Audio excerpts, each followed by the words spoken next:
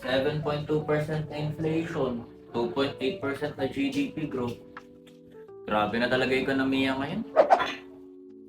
Oo nga sir, grabe Oh. talaga. Ang taas ng inflation rate natin tapos baba naman ng GDP natin. So ano ba nangyayari sa ekonomiya? Ayun na nga, bumagal yung growth ng ekonomiya natin and this can be attributed to a lot of factors.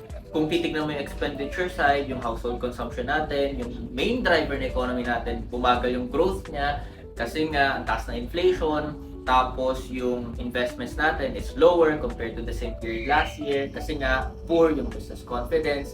Tapos, yung government spending natin, bagal din yung growth niya kasi nga, cautious pa rin sa spending yung government natin because of the corruption issues na nangyari.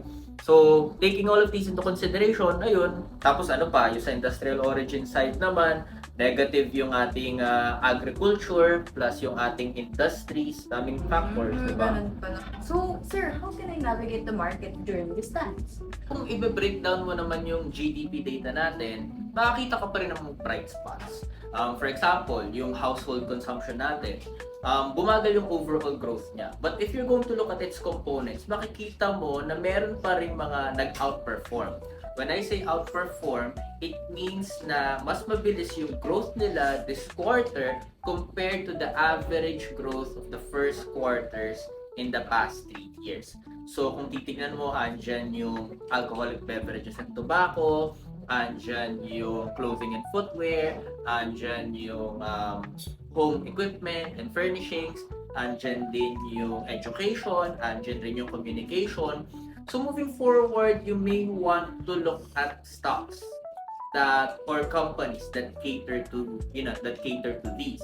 Kung titingnan mo yung industrial origin side, makikita mo doon yung mining sector nag-outperform din siya compared to the first quarter of the last 3 years. And finally, going back to the expenditure side, makikita mo doon yung exports natin of goods.